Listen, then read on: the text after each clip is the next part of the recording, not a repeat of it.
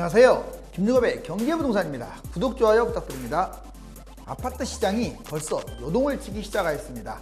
급매물이 쌓이는데 사려는 사람이 없어서 실거래가가 하락가로 체결이 되고 매물 가격도 급추락하는 모양새입니다.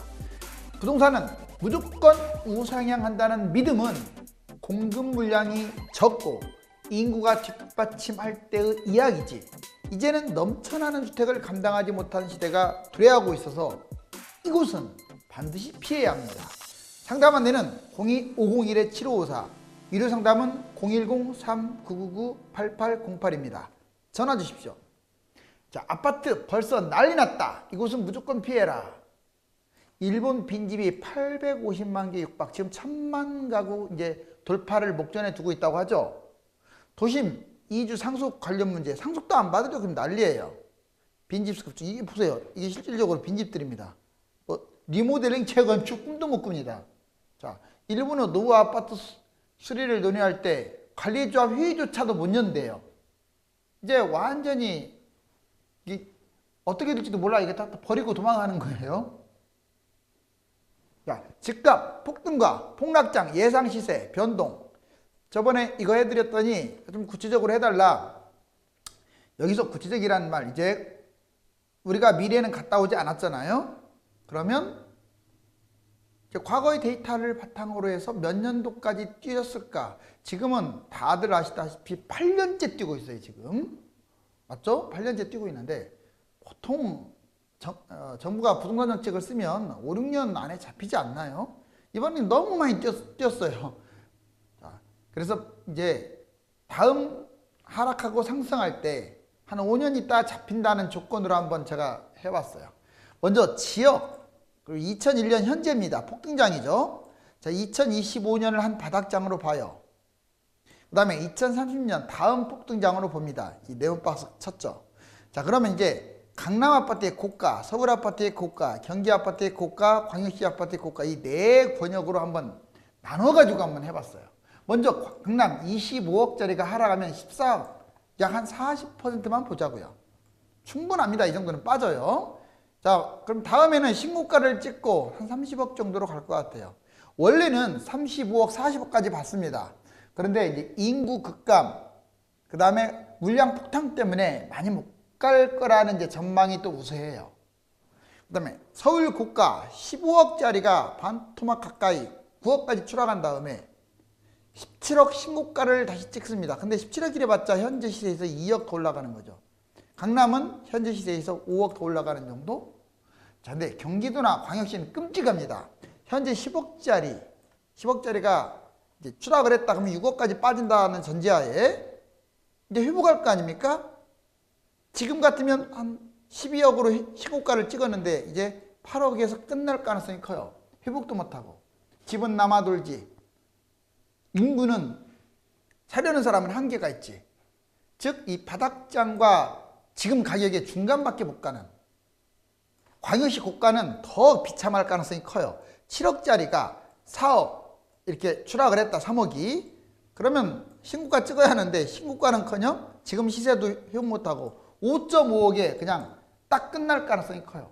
자, 이걸 보시면 뭘 느끼느냐면 앞으로 이제 집은 계속 늘어났는데 인구는 줄어들고 있고 세대수는 1인 가구가 늘어나서 가구수 의미 없습니다. 이제 그러면 어떤 현상이 벌어질까? 시뮬레이션을 뽑아봤더니 그나마 강남이나 서울은 본전치기에서 약간 뛸 것 같고 경기도 외곽, 광역시 아주 끔찍하겠죠.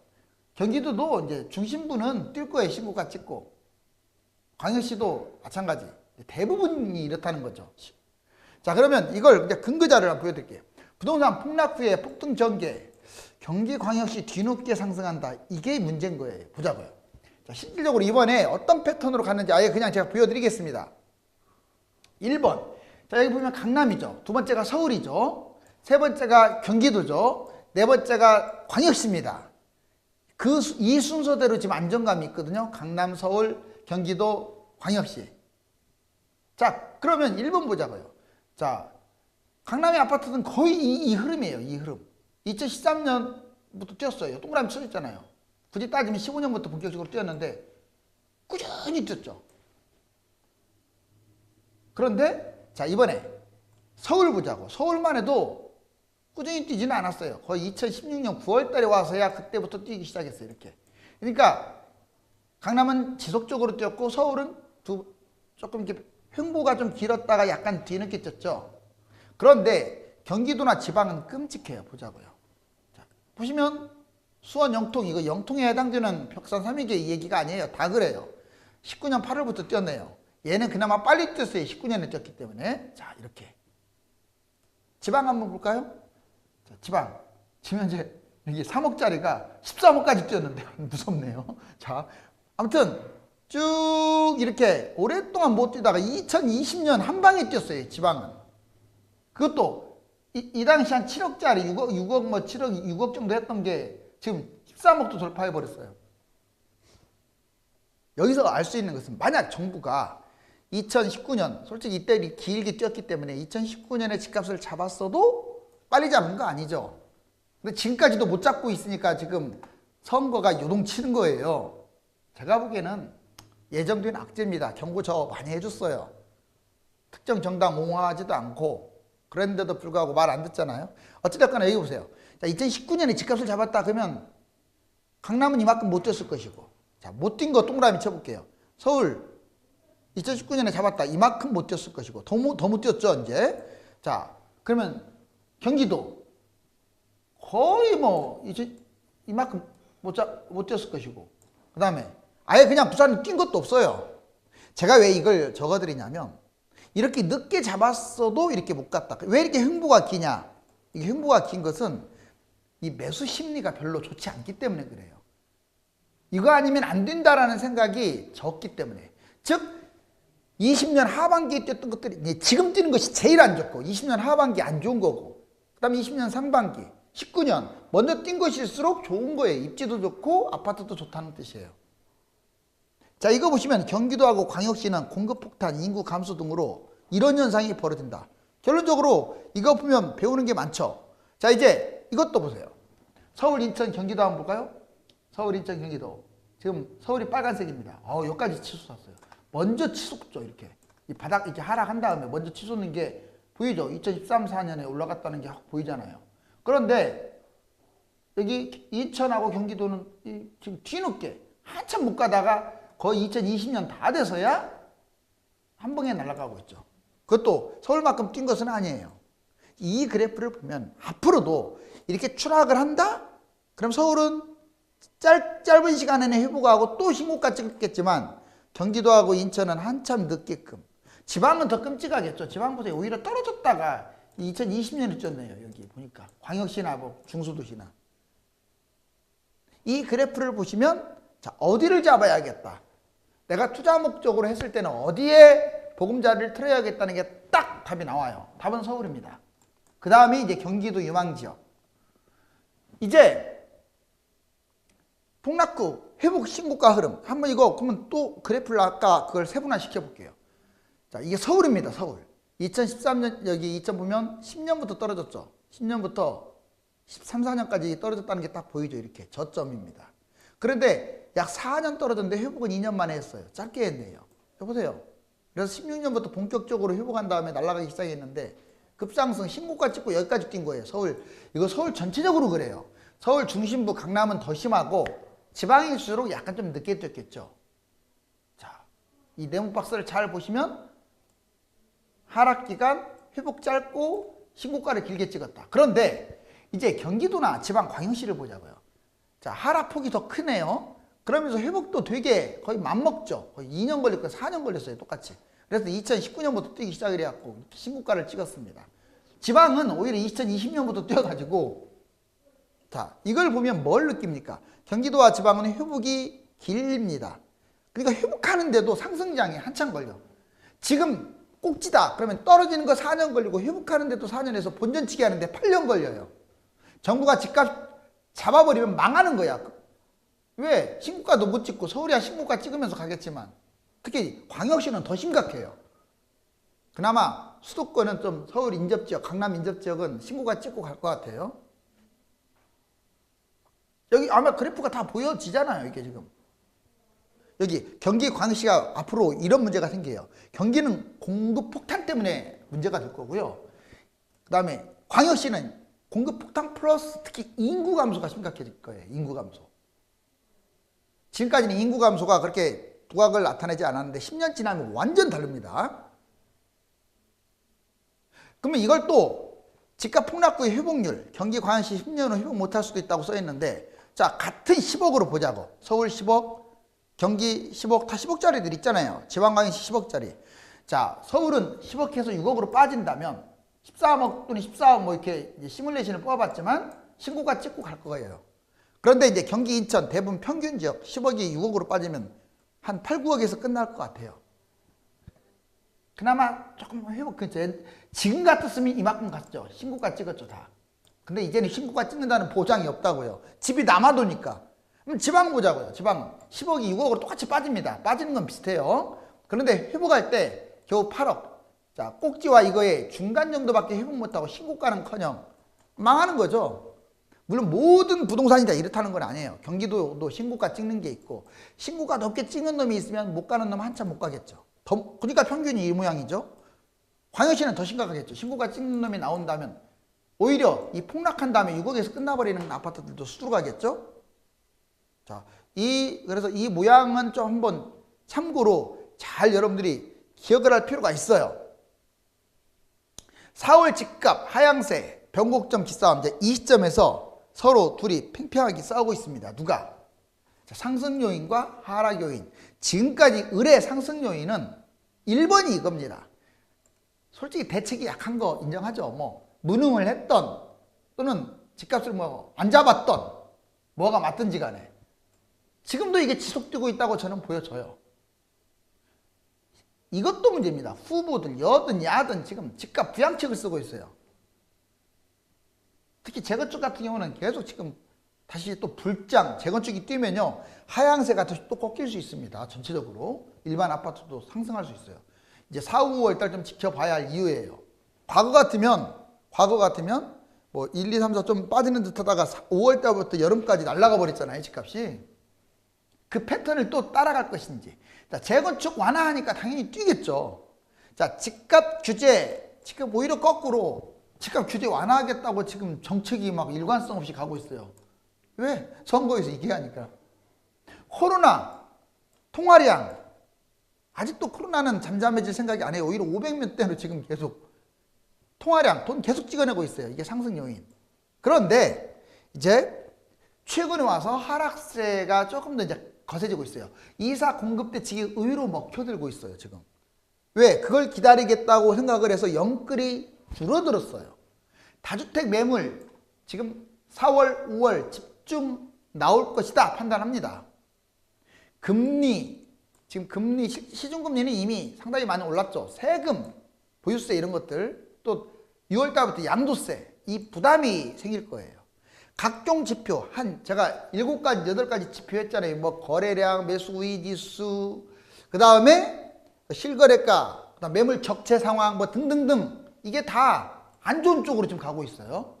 30대 영끌이 급감하고 있다는 거. 아직도 30대가 1등이긴 해요. 근데 영끌 급감. 이 5가지 요인은 하락 요인입니다. 서로 4월 집값 팽팽한 기싸움인데 그래서 변곡점이라는 말을 쓰죠.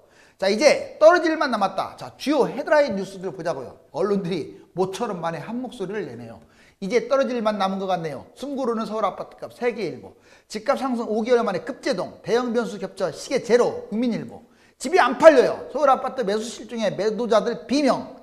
이투데이. 서울 집값 4월 분수령 들가 집값 움직이는 변수는, 자, 여러분들 비즈니스 워치라고 들어봤죠? 그 다음에 5개월 만에 매도자가 더 많아졌다. 집값 조정 본격화되나 MBN 뉴스. 그 다음에 집값 잡히나 이사대책 기대치 상회하는 초반 흥행세. 이사대책이 지금 의외로 먹히고 있다 이거예요. 조정 임명 올까요 과연? 아무튼 연합뉴스. 거래 줄고 상승세 추춤. 집값 조정 국면 오나. 뉴시스. 서울은 이미 빨간불, 즉 위험해졌다 이 말이에요. 빅데이터로 본 집값 브릿지. 머니투데이. 자, 한 목소리로 집값 위험성을 경고하는 이거 헤드라인 뉴스를 뽑아봤어요. 자, 이제 서울 아파트 매물 증가, 거래 감소, 매수 우위 지수를 볼까요? 이제 떨어질 만 남은 것 같네요. 자, 4만 878, 47,000. 오, 지금 매물이 엄청나게 쌓이고 있네요. 그런데 거래량 보세요. 3월 달도 최악이었다고 했는데 4,419. 자, 2021년 이제 3월 2,055. 이 작년 3월 4,400건인데 올해 3월 2,055. 3월 달이 원래 거래량이 좀 적어요. 이미 옮겨갈 사람들, 학군이라든가 이런 특수가 끝났기 때문에 반토막이네요, 반토막. 그리고 올해 2월 달에 비해서 3월 달은 더 적죠. 집이 안 팔려요. 서울 아파트 매수 실종에 매도자들 비명 지른다고 하는데 진짜 그러나요? 113, 105, 96 마침내 100 밑으로 추락했다가 77.3까지 떨어졌습니다. 지금 압도적인 매수자 우위예요. 사려고 하는 사람들 우위. 이게 집값이 많이 떨어졌을 때 2013년에는 한 30에서 50까지 갔어요. 매수 이지수가. 이 정도 선까지 이제 떨어지게 되면 매물이 엄청 쌓이겠죠. 77.3 계속 떨어지게 되면 이 상황 됩니다. 자, 이제 3, 4 이번 주 보니까 자, 수도권 보세요. 먼저 KB 리브원 쭉 계속 미끄러지고 있네요. 0.49까지.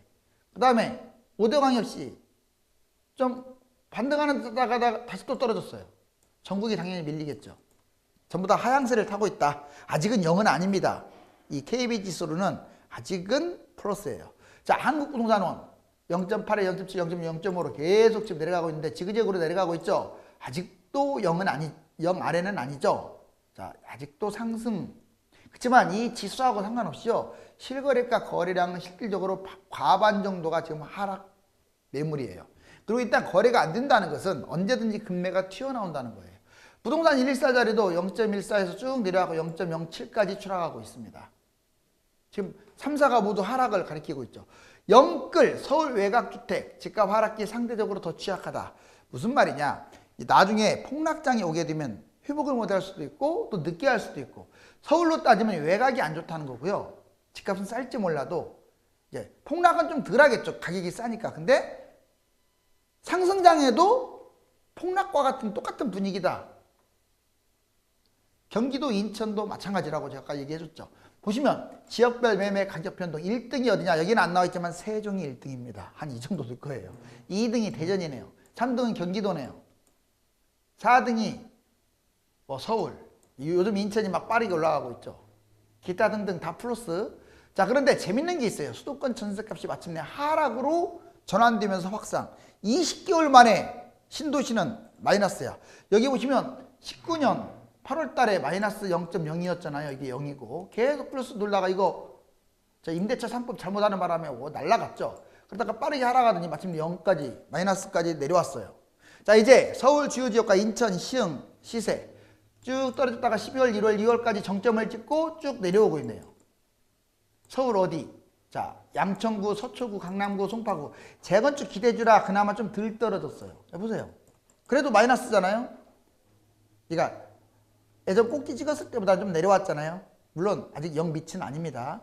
다른 데는 한 이만큼 내려왔겠죠. 그 다음에 경기 인천이 날아가고 있네요. 여기 보시면 인천 특히 시흥 지역, 그 다음에 경기 인천 시흥 지역, 여기 인천입니다. 경기 시흥 지역하고 인천이 지금 이렇게 아주 거세입니다. 거세.